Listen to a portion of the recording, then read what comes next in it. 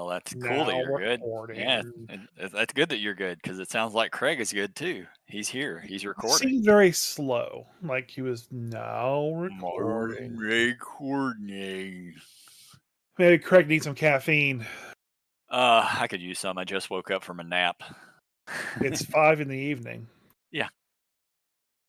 All You, right. you know what a nap is, right? No. Okay, it's where you fall asleep for a short amount of time. Mm, I Yeah. have children, so no naps. Well, doesn't your child take a nap? No. It's, she's like 7. I took naps when I was 7. Well, lucky you. I wish we all could live a carefree life. We could take naps in the evening whenever we wanted. Yeah, as an adult, that's what I do. I take a nap most evenings, usually All right. for 20 minutes or so. But, All right. Well, I'm Grumpy Dungeon Master Christopher, and that is Grumpy Dungeon Master Jay sleeps a lot. yep. And we're the Grumpy Dungeon Masters.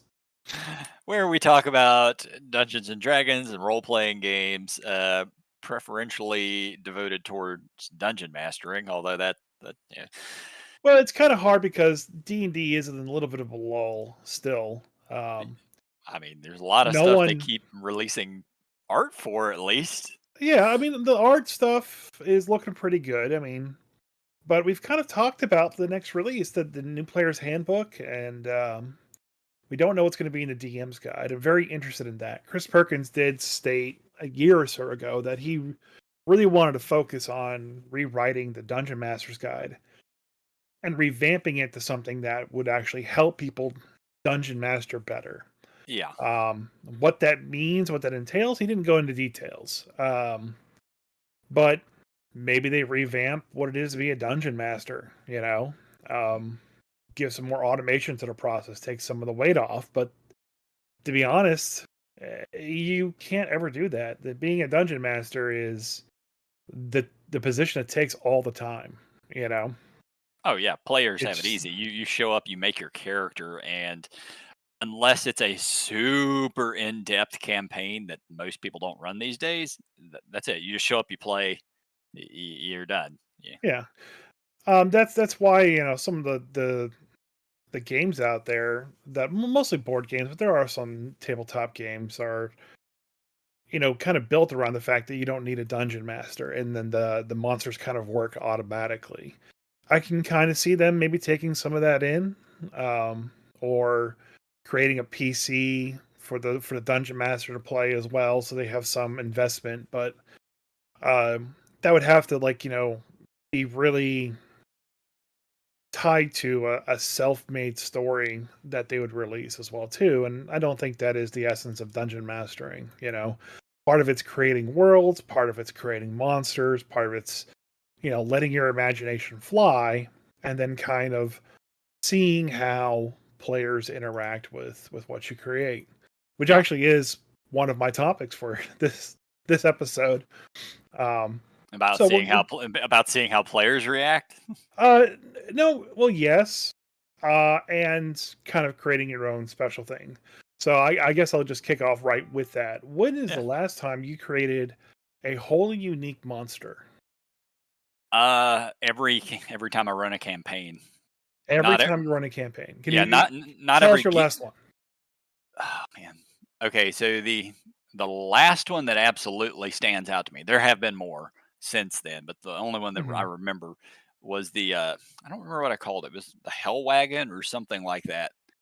It was basically a I've talked about it on here before a while back, but it was a horse-drawn wagon that rode along with a wave of mist, basically. So the first thing that arrives is the mist that obscures the vision of all of the players, followed by this wagon. If you are on the road, this wagon will try to basically kill you and take your soul down to the depths of hell. And I don't remember all the stats on it. I've probably got it written down somewhere. And my players were not ready for this thing. It just sort of rolls up on them. They're just like, "Oh, there's just a wagon coming," and next thing they know, it rides by, and it was almost amorphous. So as it rides by, it can attack with like pseudopods, a la like a mimic. Yeah. And I don't remember who it attacks somebody initially, then it turns around and then comes back and tries to keep hitting them. But my players still occasionally bring that one up. So Cool. that's the most unique one that I've made in the last couple of years. So I don't what I about don't you? I don't know if I ever created a unique monster. When I sat down and thought about it for this podcast, I don't know if I have. Um, I've Sounds created like a lot of, NPCs, like I've created like the Thaladred NPC for some of my modules. mhm. I've taken monsters and reworked them heavily. Oh yeah, I do Um, that. I do that for every monster, yeah, pretty much every game session. yeah. I have a lot of, you know, like in my most recent thing that I'm running for Adventures League, it's the uh, um, my Glide Sky Roost home campaign that I ran a couple years ago. I have a spectator that becomes a beholder. So his stats are different, but still those are known monsters. Yeah, And he has red caps and goblins, and I know the mathematical scaling behind it from what to make them, viable for, combat.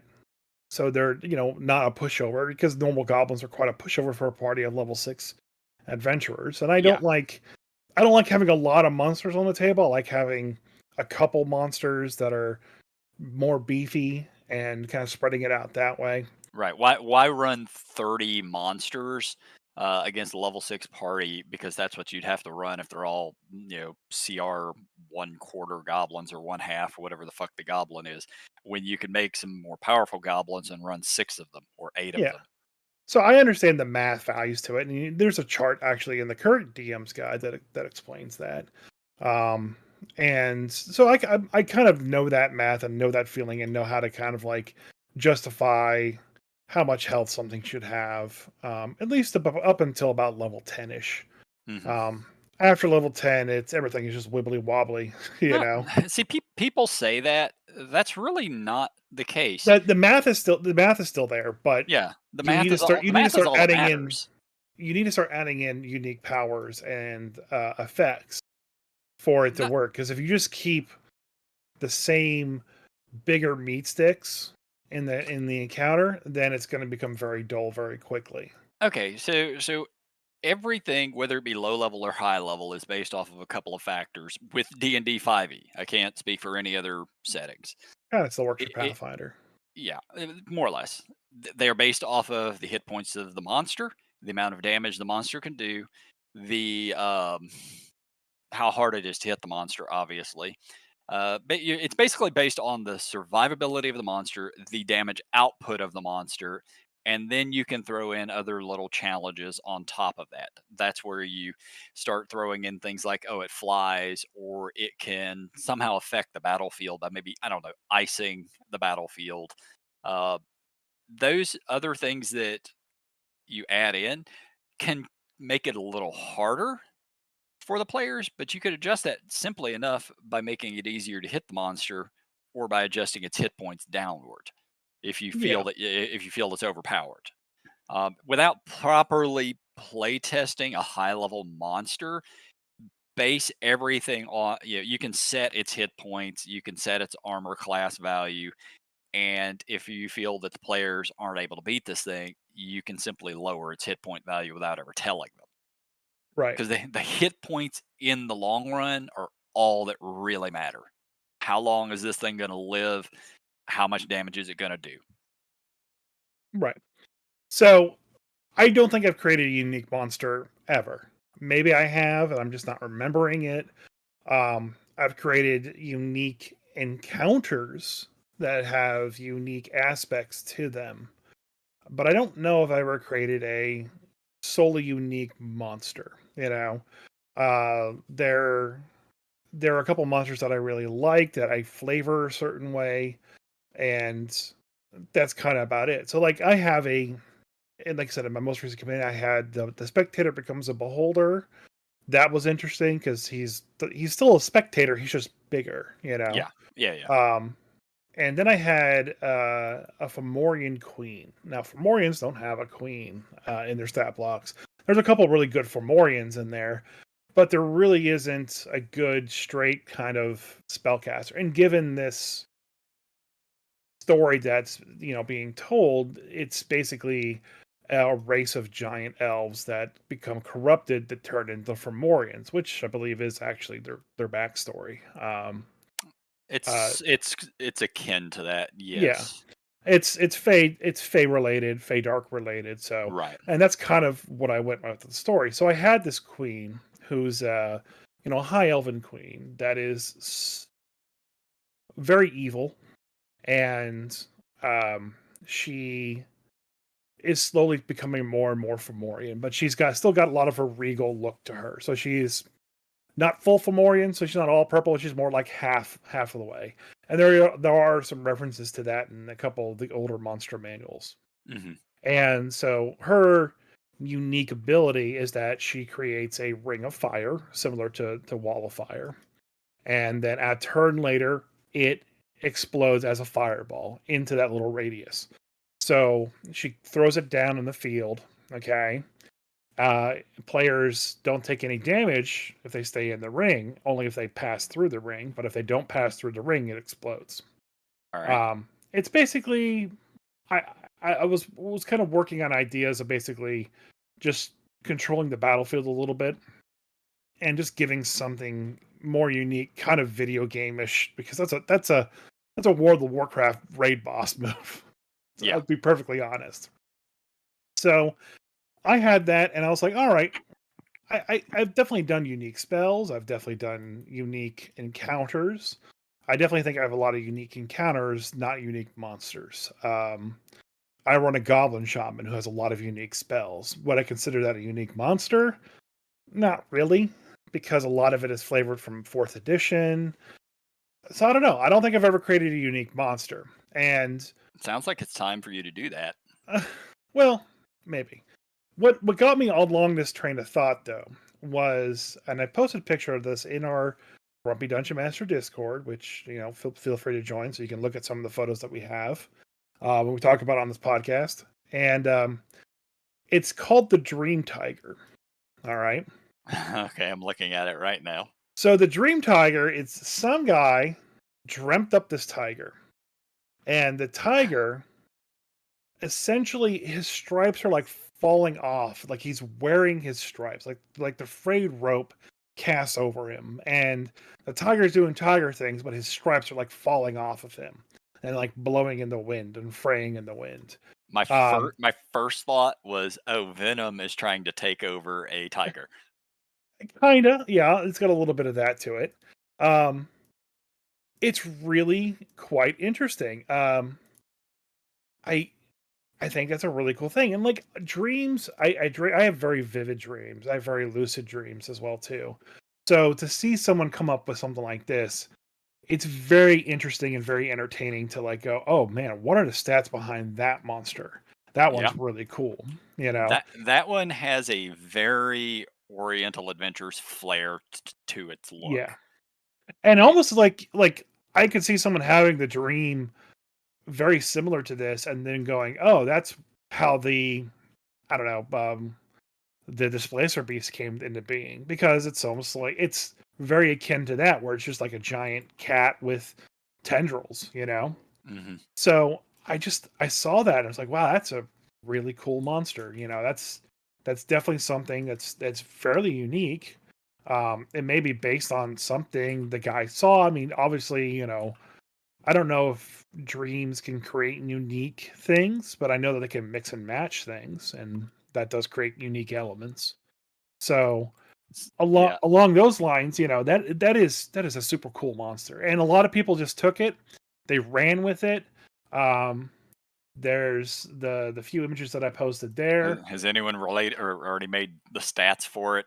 Well, this post was on the Dungeon Master Resources Facebook group initially, so I'm Yeah, sure someone has thrown up some stats probably. to Yeah.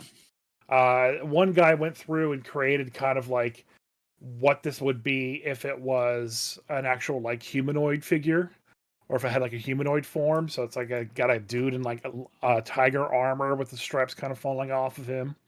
Very cool stuff. Oh, that Very, could very be cool that could be stuff. some interesting armor for sure. Yeah. Um, So I I love the fact that someone did something this creative. I hate the fact that it wasn't me. yeah, I remember when I was new to the game. I was like 15 years old in English class, and my teacher back then actually ran a D&D game for us on like for an hour around lunchtime.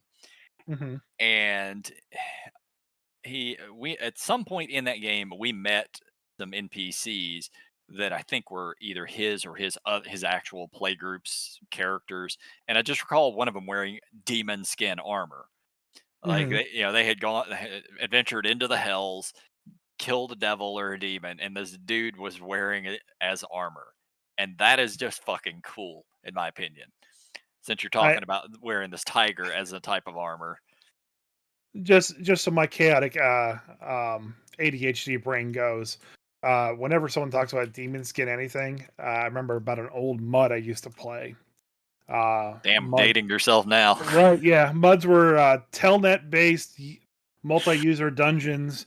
But I played this really big one called Hidden Worlds, and the biggest storage item in the game was a fire giant's sack.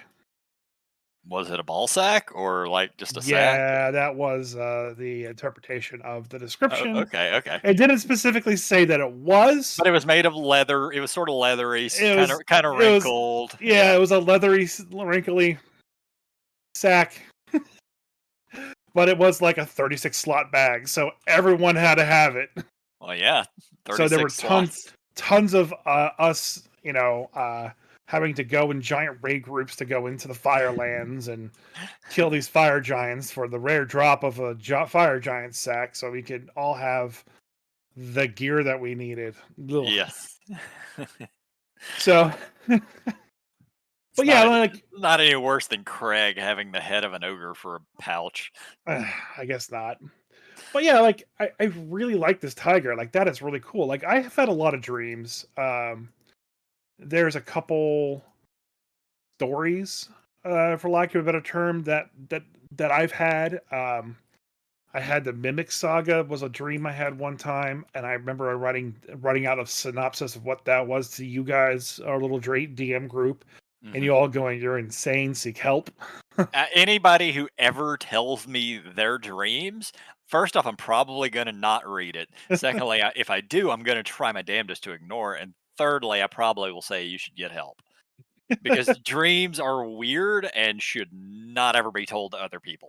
But it was so cool. Like it really was. Like that was a very unique world that just popped up in a dream scenario, with See, like what the you do is what mimic you do lands and the mimic fleets and shit like that. what you Like do is you tell everybody you had this idea, but you don't tell them it was a dream, and then it's cool as shit. well, no, I'm not a liar. Um It's not lying. You just ignore the fact that it was a dream. Fair. I had a dream about vampires and werewolves. Yeah, you've heard of those worlds. Yeah. This is back when like Underworld had just come out, and I had watched Okay. all the Underworld movies like back to back. Yep. And so that was like the key thing in my brain. And obviously it was an ongoing thing because I had a dream that was based in that kind of like vampire werewolf-esque world where the vampires were all high society and the werewolves were all like lower castes living in the sewers and whatnot. Hmm. And the spin to that one was there was a Frankenstein character, um, who basically was just based off of alchemy. And it would basically need alchemical components that were stored like in its chest area for him to run. But he thought he was human the entire time. And as that story progressed in the dream, like he was captured and his friends were gonna die, and he eventually taps into the fact that he has these alchemy things built into him, and he can mix the two chemicals internally and create different effects, like a lightning generation form, and a big strong Hulk form and stuff like that. Okay, And see, I really, that's a great idea for a PC playable race. yeah. So like those are the unique things that I seem to do when it comes to like just a straight unique monster. Eh, I don't think it's ever happened, which is pretty sad. But Yeah. maybe I'll get there eventually. Who knows? Uh, I don't know. I can't even say that I'm ever super creative on it. It's just I want to create new encounters and new monsters. Yeah, I don't see something in the book, and I'm like, I'm just going to try this and see what happens. yeah. I don't know where that line is. Like, you're talking like a sentient wagon. So, like, where does that line lie between this is a whole unique item that this unique monster that I created, versus, oh, that's just this with these abilities. I think that honestly, that line kind of you'll know within yourself where that is. In the case of that wagon, I didn't pull it from having seen anything in particular. Hmm. Like obviously, there's you got Ravenloft. Strahd has the one wagon, and that's sort of the look of it with the two nightmares pulling it up front with with the black covered wagon, but that's where it ended. Like that's the look. I was sort of going Hmm. for the same sort of creepy ass feel of it, but it doesn't operate even remotely the same. Fair So enough. And I mean, there's a lot of monsters that I've definitely done that too. We're like, okay, I need a Warforged, and I want the Warforged to be these abilities. Now, do I consider those unique monsters? Not really, because I'm just taking bits and pieces and making, like, it's like taking a bunch of different Lego sets and making something new. yeah, Is it unique to me? I don't consider it. If someone said this is my unique monster and I can see the parts they took to make the whole, I'm not going to tell them otherwise. yeah. Well, I just want to point out you have already thrown out an idea that we were just talking about for a brand new monster that's wholly your own for the most part, with the alchemical golem. But you see, I don't consider that myself to be wholly unique because Eh, I a lot of that I can see is from the Final Fantasy anime where the guy was combining different spices together to fire different blasts. Like, because I know how my brain thinks. Um, it may be unique. It may be presented that way. I don't consider it Every, as such because I everybody, didn't everybody create knows it. golems, everybody knows Frankenstein, but I've never heard of one where it basically it has a chest cavity that it opens up and puts in different alchemical ingredients to get different effects. In D&D terms, that can very easily be turned into a really cool monster. You could come up with like six different alchemical items that it could throw in there to do different things. Maybe it tosses in a healing potion and it heals itself, or maybe it could toss in a healing potion and get a healing hands type ability for a temporary amount of time. Fire breathing potion to then spit out fireballs or burning hands. There's a million ways you could Yeah. make this thing run. Oh, absolutely. You sitting down coming up with the ways that works, that makes it yours. It definitely makes it mine. And like I said, if someone presented me that, I wouldn't tell them that that's not their unique monster. I wouldn't ever say that because, like you said, it really does come to the individual. But for me personally, I just feel like I just took a bunch of stuff and mashed it together, and here's my shiny new Lego toy. Maybe it is unique, um, and maybe that's kind of where I'm having my difficulty going. Yeah, I made that. That's 100% new. Me people have that problem anyways. Yeah. Writing stories and whatnot. There technically is nothing new in the world. You Yeah. can't rewrite anything. Everything is Homer's Odyssey at the end of the day. Yep. Um, but I definitely don't discourage people from trying different things out. I would. There are a lot of people do come up to me with, like, homebrew classes and homebrew items and stuff like that, and I can definitely easily see that. Oh, that's just this, or that's just that. Yeah, but Um, in terms of D&D, everything is based on the stats. yeah. This monster does not exist. There are no stats for this monster. So Mhm. you sitting down writing this thing up, it's a new monster. You've Yeah. created a new monster for Dungeons and Dragons. That's all you have to do at this point. Fair enough. Like, I created Thaladred for the last um anniversary module. Yeah, And in there, he just had a skull flame shield that shot out burning hands, yeah. essentially. So he had a unique magic item. Yeah. It wasn't a magic item you could loot, but that's just what he could do. Sure. Um, that's been done 1,000 times. I think that monster exists 4 or 5 different ways in World of Warcraft. Is that a unique monster? I No, no, don't because know, no, but because a unique NPC, yes. Unique monster, no. And I know probably not. NPCs and monsters, they are technically the same thing, Yeah, but the, there is that fine line of yeah, but that it's so fuzzy. it was If someone walked up to me with that Thaldred and said, "I made this," that's great. And I think I mentioned this before too, where like when all throughout high school and whatnot, I always liked the big sword carrying hero that has a shotgun as a sidearm, mhm. for instance, for like side things. I hate And that shit. this was before I knew Berserk even existed. Okay. I thought I created that, and then Berserk shows up, a cloud shows up, and just like they stole my idea. No, I didn't. Berserk's been around since what, 1880s? Yeah, I had never even heard of Berserk until, I don't know, 3 or 4 years ago, but apparently it's been around forever. Yeah, it's been around forever, and like when that author created those characters, like it just seeped into the collective consciousness throughout the entire world. Like that was like a new unlock. Yeah, That's what I'm searching for. I'm searching for that thing that I can create that everyone then carries as a staple for the rest of their lives. yeah. Then I would sit back and go, I've created something unique.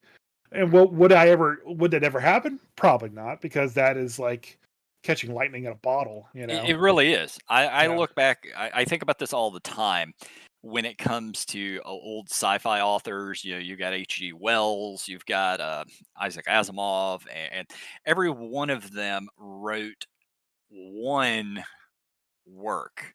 Aldous Mhm. Huxley, like they wrote a singular work that stands out from all the other works they did.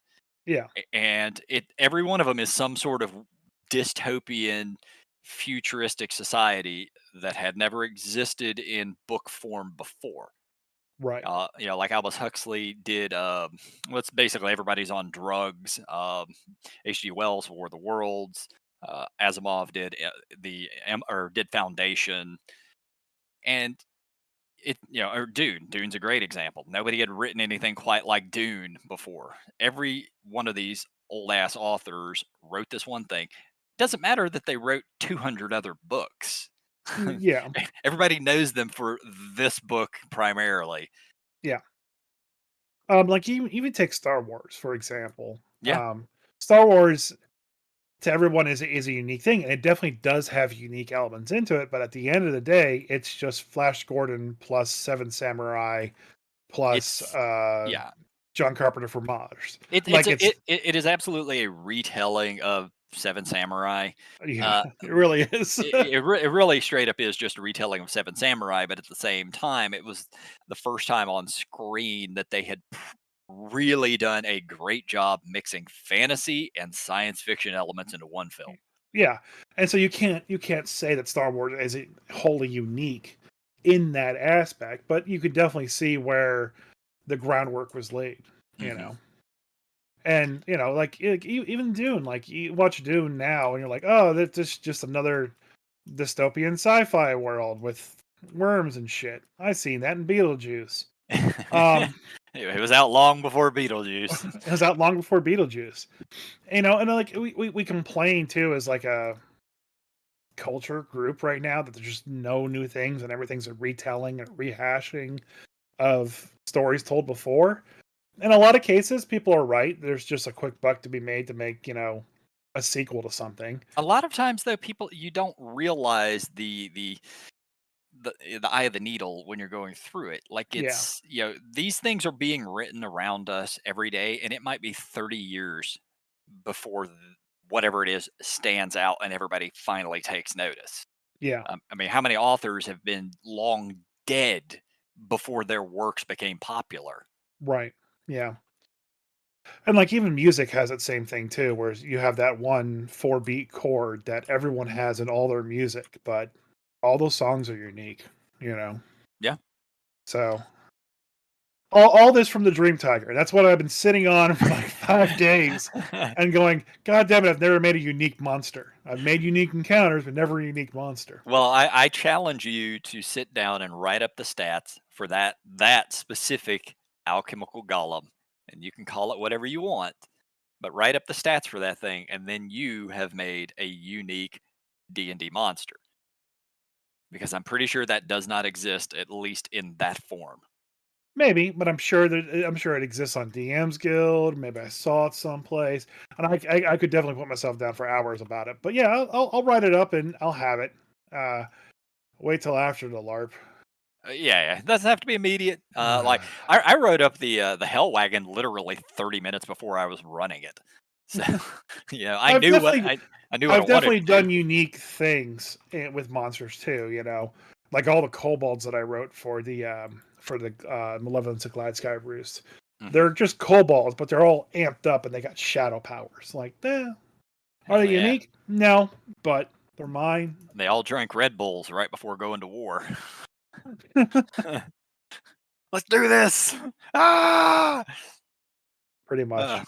so we're talking. You mentioned some of the things coming out for D&D a few minutes ago, and I've come across two pieces of art. One of them where we're going to talk about the D&D or the DM's guide artwork.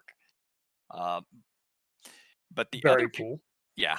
The and that's I'll get back to that one. But the other piece that is floating around, I can't figure out what book it is for, but it's supposed to be for D&D 5.5, is a piece of art with four of the original cartoon characters on it. And Yes. yeah, and it's got, and once again, I don't know all of their names, sadly, but it's got Bobby as an adult on there. It has the ranger, it has the wizard, and it has the acrobat. And Yeah. they're standing outside of a tomb, and you can see the wizard touching a engraving of a unicorn on it. So it's missing two characters. It's missing the paladin and the thief, and it's missing the unicorn as well. All right, sorry about that. Anybody who's listening, my internet decided to go wonky. So anyway, the cover or the art, I don't know which book it's for though, has the wizard Presto reaching out to touch a dais basically of a unicorn.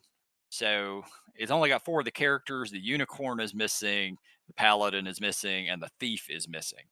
And there's a lot of curiosity as to where those characters are at in this artwork. Yeah, I definitely like the fact that they're roping those guys back in.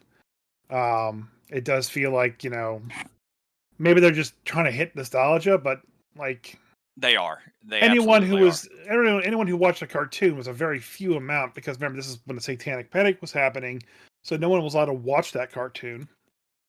I Yeah. specifically remember not being allowed to watch Saturday morning cartoons because Ninja Turtles was considered to be satanic and evil. Yeah, but So you grew up in a cult though, so I grew up in the cults.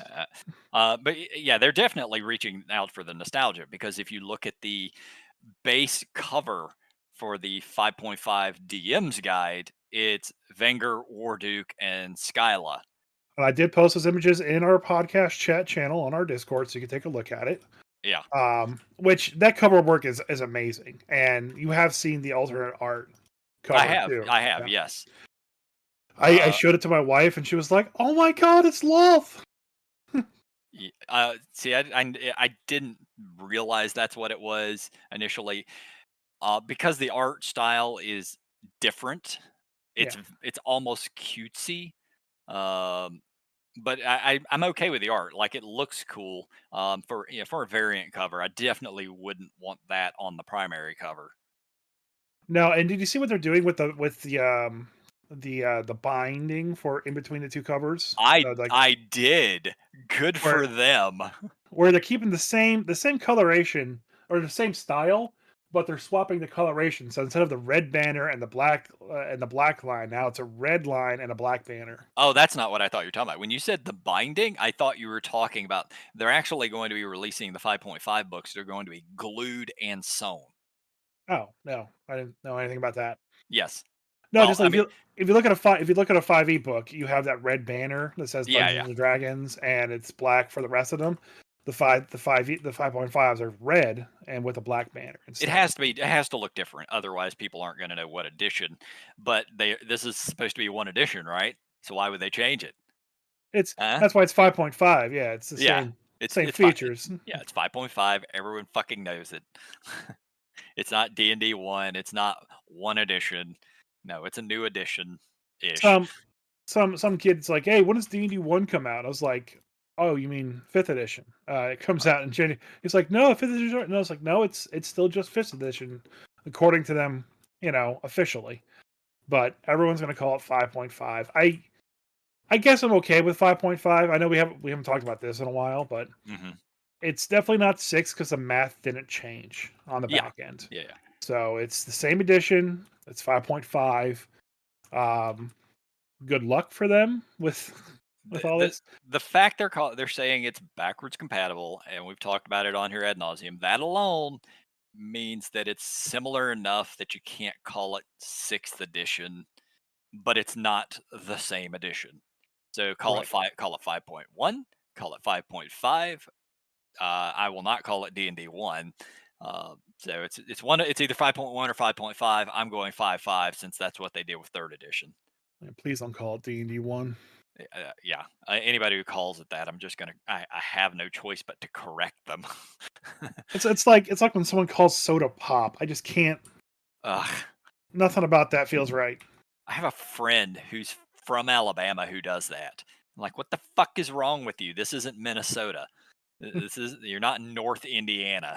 Nobody does that unless you're one of those weirdos. No offense to the people who live up there, Bruce. Thanks for alienating our entire audience. Yeah, oh, one of them. We have more than one. Um, but yeah, I'm excited for the new Dungeon Master's Guide. I really hope that there's something in there that Worth making it. yeah, Worth worth it. give you a reason to buy it. No, I'm gonna buy it. That's fine. I I know just you're going to, but it needs to have something in there to make you want to buy it, yeah. besides just being a new DM's guide. There was rumor a long time ago that they were going to get rid of the DM's guide 100%. I'm glad that that's not coming true. Um, but I am kind of hoping that there is something in there that is wholly um, unique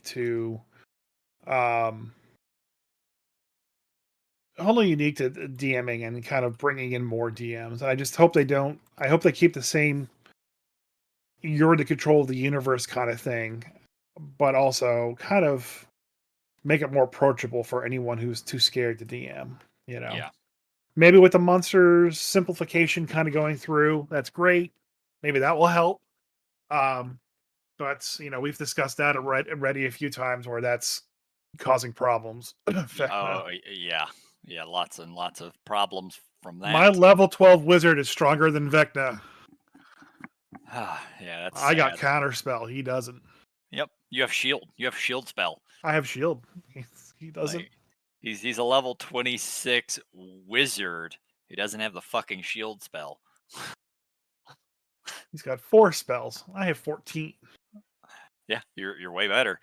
Uh, let me bitch real quick about fifth edition. I've done it a lot on here, but I got to do it again because we're prepping to play in a Ravenloft campaign. Yeah. Last year, 2 years ago, I got to start playing in a Ravenloft campaign. We made it 3 game sessions before people dropped, et cetera, et cetera. So I never really got to play into the game. So now we're going to be starting again from scratch. I'm trying to make a new character, and I found the character I want to play. No problems. I'm playing basically a changeling rogue spy. I will probably go As in. is tradition. Yeah, as I've never done before. I rarely ever play rogues. I've never played a changeling before. I've never played a spy before, and And he's a let's be a little quick, just as an aside for those that don't know. In Eberron, like being a changeling was a big thing. In Mhm. any other setting, like you can kind of do what you want with it. Well, we're based out of Forgotten Realms, but there are changelings that Yeah. exist in Forgotten Realms. So my guy works for the Zentarum, basically, Yeah. which is gonna be completely pointless when we end up in Ravenloft. But I don't care. This is the backstory of the character. But it's Ravenloft, so a lot of us were making two characters just As because. you should. Yeah, as it's Ravenloft, even in fifth edition, Ravenloft can definitely kill you. There Uh, is a certain outhouse you should not go into. Yeah, there are a number of places you should not go into. You shouldn't even go off the roads. Like we're heavily warned about traveling off the roads. Uh, That's a good warning. yeah, yeah, I know. But anyway, if you played your characters the way they would be, you could easily just end up with a second character. And here's my problem with fifth edition. I looked at all of the rule book classes, and there is nothing else I want to play. There's nothing. I've either played it Mhm. or I have zero freaking interest in it. Uh, I don't want to play a fighter. I don't like paladins. Besides, I'm playing a paladin in Solasta. Um, I played a barbarian. I'm not going to go through the entire list, but I've either played it or I just don't have any interest in it, or there's somebody already in the group that's going to be playing that class because you generally don't want to double up classes. And there's not in the doubling up classes thing, there is not enough variation in the archetypes for the characters to be different. You know, Yeah. if I hit third level and if I play a druid and I hit third level, there's another druid in the party. Well, we're still pretty much the same damn character. You know, In a way, yeah. one of us might be able to do a little more shape shifting, one of us might have a little more spells, but you're still just fucking druids. At the end of the day, yeah. So that's the problem I'm running into. I sat there and just hemmed and hawed over it for about an hour, and I'm like, "Fuck, man, there's nothing I want to play." I mean, you kind of run into that problem in any game as at the end of I the day I too. Like, never ran into that problem or even saw that problem in third well, edition. whenever you whenever you play a game long enough, you start seeing how the classes are pretty much exactly the same. Um, a good example that I have for that is, World of Warcraft being, something I spent more than 2 decades of my life playing. You have rogues with combo points, which was very unique at the time. You Oh had yeah, warriors with yeah, rage.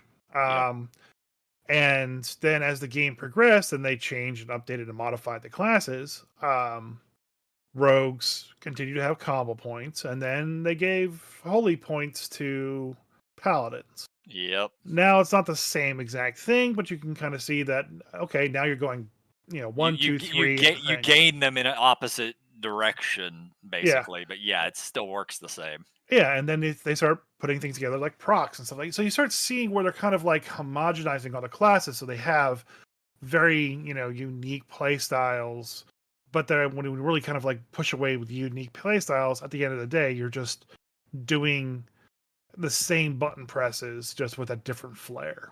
Yeah, And that's a game design problem. And fifth edition is very hard in that because you kind of do wind up with a lot of people that are either just punching things or they're casting things. And when you've played a lot of classes, you kind of start seeing the fact that everything's just punching things or casting things. So when you look at different roles, well, there really aren't any. You can kind of have some variation with like AoE damage abilities or crowd control abilities or healing abilities or direct damage, but that's really all you're getting down to. yeah, There are some things that are unique, like the warlocks always casting at a high level spell, but at the end of the day, they're just cast a cantrip or a big level spell. Wizard, yeah. you can cast a cantrip or big level spell. Yeah, you Yes. may have some more variation, but at the end of the day, you're casting the same spells. Fireball is fireball. So So the World druid is another thing. They just released that fire druid in a couple books ago. right, which makes You it a know, wizard basically. which makes it a fire wizard, and they then go, "Oh, we took away fireball because we want fireball to be unique."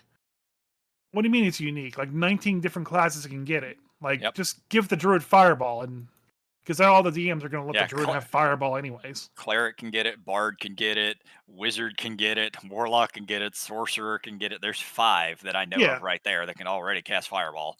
So to me, it's less that you create a character that plays unique, and you're more interested to play a unique character. And it sounds like you have a very unique character. Well, not really, but you For you for you for have a me, unique character for you. for me, it's A something new. changeling rogue spy. Never heard of that before. Oh yeah, yeah. No, it's a classic for sure.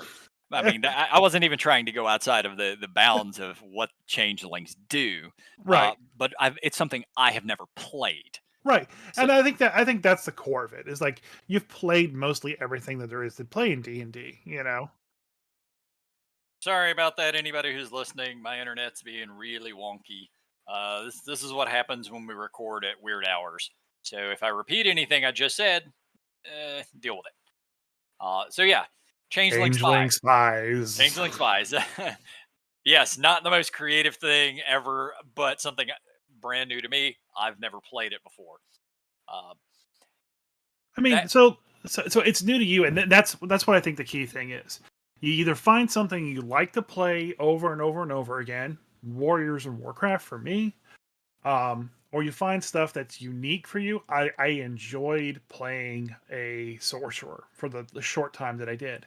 yeah, Um, I don't know if I'd play a sorcerer again. I just kind of felt like they were too limited. They're too unique to be really awesome. But I played a Hexblade Warlock, and I loved the shit out of it. And I wouldn't have done that unless I tried something new.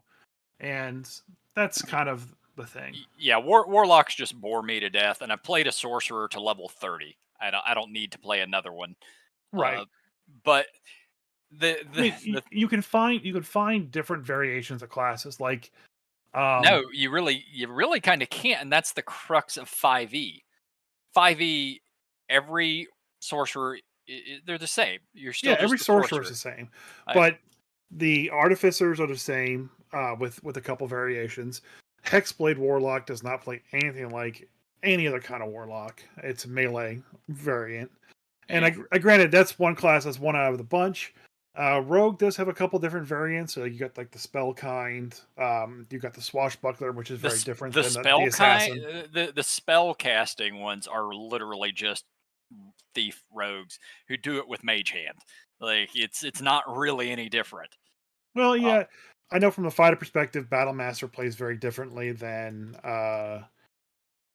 sure, yeah, Arcane Knight. You know, so there are some variations, but once you've played them, to your point, you yeah. know, This is the reason. This my initial point that I was trying to get to was the reason that third edition, when it came for players, is infinitely better because of prestige classes.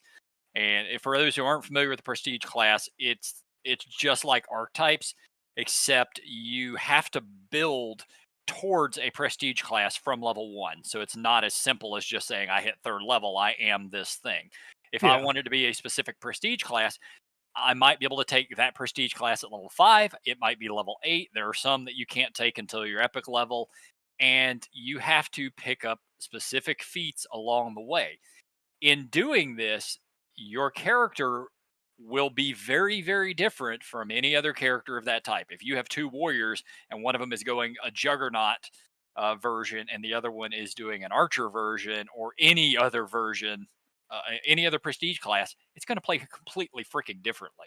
right. And I do think that 5e has that, but it's much less than other variations of the game. Like even in fourth edition, the amount of different variations you could do with the classes was there endlessly.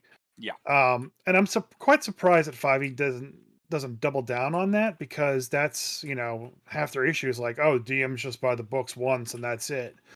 Well, you only put out fucking 2-player handbooks, man. Like, If they released multiple books every year, or if every single book had multiple new archetypes yeah, in it, people would buy them. I would buy them. That's the reason I have so many third edition books. It might be a book I didn't care about, but if there's 5 prestige classes in that book, I'm probably going to get it. yeah.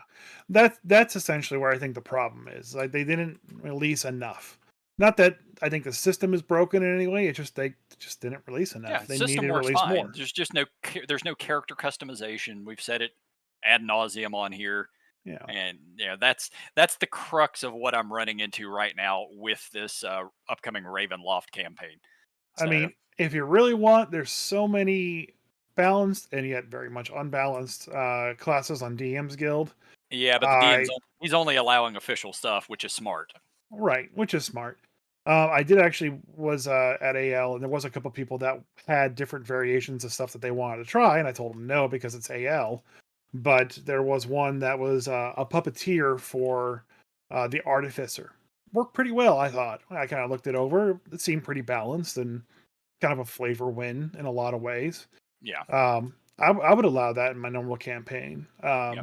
But end of it all, you're still just an artificer who's going to get like 4 extra abilities. I think it is 4 or Yeah. 5. So And just a lot of it comes down to that, I wish there was more end game stuff. Like, I wish there was that prestige class or whatever when you got the higher levels that would, unlock a lot of cool things. There are a couple unique builds like here or there, but they're so hard to find. And I think that's the issue with 5th edition. Like, I remember in 4th edition there was a battle rager. oh And yeah, yeah, yeah. I love that the was battle cool. rager. That was cool and unique. A lot of temp hit points. There was a charger. There's no charger in 5e. And the mechanics are there, but you have to build it in this weird way for you to do it. Um, the battle master, the warlord class, which is a healer that was martial, that doesn't exist in 5e. Yeah, When it could exist in 5e. Hit die are a thing. yeah. So It I think yeah. I think a lot of them they played it too safe with 5th edition to kind of get there. But at the end of the day, I think that they'll figure it out. Like they've obviously taken some hints from Pathfinder and from other editions that are out there uh, with the 5.5. They've taken a little bit, but Hmm. I don't know how far they're going to be willing to go. I really and truly, I don't think it's the people who are behind creating the game. I think it's No. very much it's the middle management or the upper management who's just like, no, no. They just keep shutting down anything that would be awesome, and that's the biggest problem right there. Yeah, I think they're shutting down anything that is risky. They don't want any risk. You have to meet these book sales. That's why the books are being released the way they are, as like, an all-in-one bundle. Which, Yeah, we've discussed that a lot too, which is a good thing and a bad thing. yeah, But I keep looking back, and especially when I've been going through this giant stack of books I got from his energy, these old books just it made more sense. The 4E edition, how the modules came out, made more sense. yeah. They didn't have to spend $60 on a module book, but yeah, it's a little folder that has, a soft cover variant of the adventure and some maps. That's what I want. That's Yep. that's what I can run. Yeah, quick and I don't clean. need a hardcover book for everything. Yeah, I was one of the things I was going to talk about tonight was a couple of modules that I happen to have around that are there's 2 of them, C4 and C5 from first edition. They are actually competitive adventures from the RPGA back in the day, Ooh. called "To Find a King," and the second one was "The Bane of Llewellyn." And specifically, I wanted to talk about the first encounter from there, but we can talk about the stats from that encounter because it's got treants as the enemy, and literally it gives the stats for the treants. It's 3 lines. Yeah. That's all you need. It's got their armor class, their movement, their hit points, and their attacks. You don't need anything more than that. Yeah, yeah, exactly. Like if you go and pull up the monster manual, sure, you're going to have an entire entry, which is probably a quarter of a page for a treant that might give you a little bit more info, give you some artwork for it, but that's really all you need. Yeah. Um, I would be interested. We should definitely go that in detail for next one. Sure. Um, but for this for the kind of round off this week, uh, you had mentioned this a couple times, and I think we joked about it a few times. But have you actually looked at the table of contents for the Solasta uh No, Player's Handbook? I haven't. Did we even talk about that on here? No, I don't think we have. So we've been playing on stream a game called Solasta, which is from Tactical Adventures, and it's basically their 5e campaign that they created. I think it was during COVID, right? They Yeah, roughly around there. Yeah. Maybe a little before there, but So when it comes, it's a very tactile game, very similar to Baldur's Gate, and I enjoy playing it more than Baldur's Gate, honestly.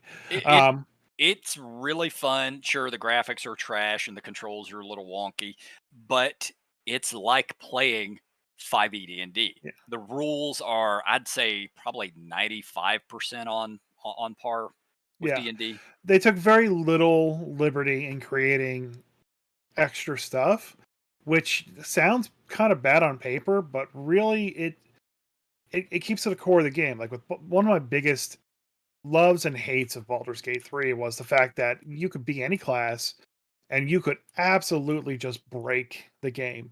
And you and all of our friends mocked me when like, oh, you're just being overpowered. Like, it's hard not to, I never you know? managed to do it because I just don't play that way.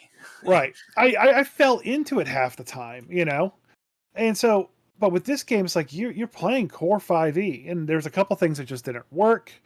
But regardless, they actually released a campaign book recently through Mophidius Modifius, yeah. Modifius Publishing Company. And honestly, I looked at the table of contents and I'm like, okay, this is exactly the game that I just finished playing with my friends. Um, they basically go through the history of Solasta, like that campaign world, the themes of the campaign. Um, they discuss all the major alliances and whatnot that we've been That kind we've of doing ignored. quests for and ignored throughout the game. But it's got a good size book. It's like 150 pages, and it's Okay. like $50. Well, I They mean, have that's all all right. the classes and all their uh, All the race variants that they all the had. race variants, all the class variants. They got your Snow uh, Dwarf. no, it's a Duergar with vitiligo. It even Yes. says so here in the book. Sure it does. But they got some cool backgrounds: academic, acolyte, aristocrat, lawkeeper, lowlife, philosopher, sellsword, spy. Like, I know some of those don't exist in D&D, and I'm kind of wondering why they Yeah, don't. You know? and those were actually interesting how a lot of that was done because it wasn't just as simple as these are your backgrounds. It was these are your backgrounds, and you get to sort of you got benefits more so than you do in 5e, I think, from it. Yeah. Uh, kind With backgrounds, it takes me concerted effort to make sure that someone's background is used. In Avengers League recently, there was an encounter with the Fomorian Queen, and um, they would not win the fight. I even gave them extra guys, but I still know that they would not win the fight. And it wasn't until the noble high elf, she has a noble background, mhm. and she's a high elf, um, basically dropped her sword and was like, yo, queen, I'm 100% don't want to fight you and all this good stuff. And used her background traits to get past that encounter. Yeah, Um, I have to pull that out of players. yeah. My God, she role played. Right. Yeah, my God, she role played. It was fantastic, and the other people at the table role played pretty much as well too. They have a we have a who's the guy, the captain from Futurama? Oh, Um, Stern or not Stern? That's heavy metal. Uh, I know the guy you're talking about, though. Yeah, the dude that wears no pants. oh God, I can't. Come on, what is? Oh, Uh, my brain uh, work. yeah, I know. I've even played that character as a D&D character before, and I can't remember his That goddamn name. Brannigan.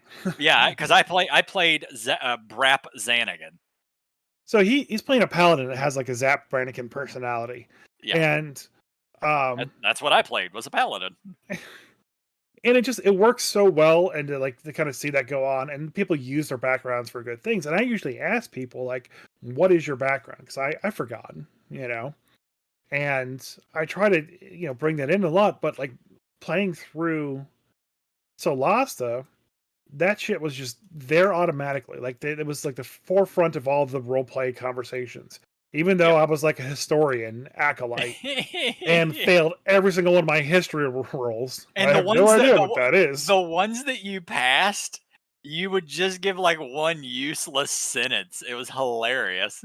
It was the dumbest thing, but it was pretty great. So you like looking at this table of contents. You know, it's got where how those things work in, um, and and you got a bunch of monsters as well too with the Sorokoth. They're kind of shape shifting lizard people, Yeah. which going back to creative unique monsters, it's not the most unique shape shifting lizards. Yeah. I mean, yeah, but I mean, how, everybody knows that our government is run by lizard people, so oh yeah, absolutely. I'm one too. uh-huh. That's why I'm so successful in life. Um, but the way they were presented and the lore they put around it, that made them more unique in that. Yeah, So the fact that your people and the Sorakath were from another world.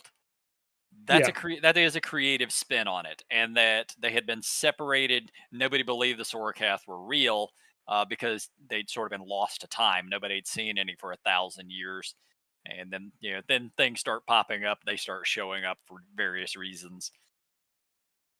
just as a side copy, you said that 1,000 years they got lost to time. That's almost giving people too much credit. It feels like in Yeah, the it's like current world we live in. it's like 50 years It's nowadays. like yeah, less than 100 for sure. Yeah. That's the cycle. But yeah, Solasta is interesting. I'm very glad they are releasing a tabletop version of it that I will almost certainly pick up. I don't think I'm gonna be able to. I think it's a Kickstarter or something. So I probably I won't. put a link to the book right now. Oh, It's okay. on our Discord. You can buy it. Um, it's Is it Kickstarter or is it just a book that's already out that you it's can a just? book that is already out. Well, all right, that's good to know. Yeah. So I'll have to pick that up at some point. Yep. It's definitely worth it. And like I said, even if you don't play the game, I think this is a quality book to pick up and play. Yeah, I'll pick it up. I will probably never get to use it. I don't really have any interest at all in running 5e. But there are certain books and things that come up that I'm like, well, okay, it's 5e, but I still really want it. Like the player's handbook that's coming up, the alternate cover, I want that specifically for the artwork because it is physical medium. Solasta, I want it because I'm a fan of Solasta. I'm a fan of the game and the company who has made it. I also like Modifius too, so there's multiple reasons to buy that book, even if I never actually use it. As long as the dragons don't freaking get in my way anymore, we'll be okay. I know a bunch of kill stealing assholes. That was uh, no one's gonna get it unless you're watching our stream. Yeah, you can watch us play Solasta Tuesday and Thursday most of the time. Yeah, we beat the main campaign. We're like, yeah, we want more of this. Yeah, It, yeah, the final fight though was just so cheap. yeah. I do say though that is one of my core memories now is just nuking you with a fireball over and over and over again, doing hardly any damage to you, and that gold dragon just landing and going right in Yeah, your face. I think I took like 38 fire damage or something, and that was a fuckload. So whereas So yeah, most of your fireballs are like 3 damage. So I got one real quick last topic, unless you have something else to throw in. nope. Okay, so the last thing I want to talk about shouldn't take more than a couple of minutes. Have you ever seen the Gamers Darkness Rising? It sounds familiar. So it's the greatest D&D movie ever made. You can watch the whole thing on YouTube.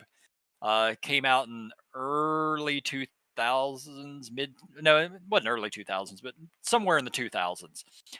And it's basically this D&D group who are short a player. They introduce a female player, and I say it female intentionally because that's how they treated it initially, and how she sort of turns everything on its head. It's an amazing, amazing hour and a half long movie. Okay. So they've come out with multiple ones since then. They did the Gamers Hand of Fate, which was same kind of group of people, but now it was dealing with like a Magic the Gathering style tournament. Then they did the Gamers Natural One, which was about one of the main characters' sister getting married to a guy who wasn't a gamer. Oh no. But that came out 10 years ago, Hmm. so they haven't done anymore. And apparently, there is a Kickstarter going on right now for the fourth movie, Darkness Falls, and they have the original cast from Darkness Rising coming back, like all of the characters. Very So, cool. yeah, so anybody who is a fan of Darkness Rising, or if you've not seen Darkness Rising, go watch it and then back this Kickstarter because, God damn it, I need this movie. uh, Hey, yeah, did you know Clerks 3 came out? did it? Yeah, Yes, yes, yes, it did. I saw. So I never actually finished watching all of it. It was very sad. It was very sad.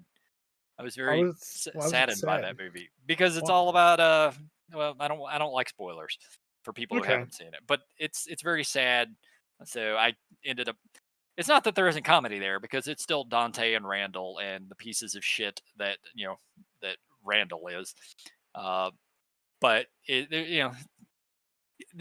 came out after Kevin Smith had, issues, and a lot of that got thrown into the movie.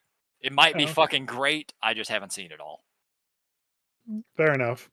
Yeah, just you talking about movies. I was like, oh, I didn't even realize that this had come out yet. Yeah. Yeah, and it came out and it's gone. I'm like, oh crap! I thought it was like still in development or some shit. No, Kevin Smith films, the last couple of them have been really weird. They haven't really gone to a theater. He did with this one and the other Jay and Silent Bob film. Uh, Basically, he would go to a theater. They would have a big party at the theater and show the movie. And I think he would run around for a couple of weeks doing that, and then talk about the film afterwards or some shit. And then it would just be released to like Amazon or somewhere. Hmm. Yeah, Yep. well, I mean, he's rich enough; he can do that, I guess. Yeah, yeah. He's famous enough. He has his core audience. Like, he's not making the Clerks films or the Jay and Silent Bob films to bring in new people. He's just targeting the people he knows already want to see this shit. Fair enough, I guess. So, anyway. All right. Well, that's all we got for this week. Thanks for listening, everybody, and take it easy. Bye, Yeah, he's Craig. gonna have to edit the podcast now. It's gonna take him hours. Nah, take like 20 minutes extra.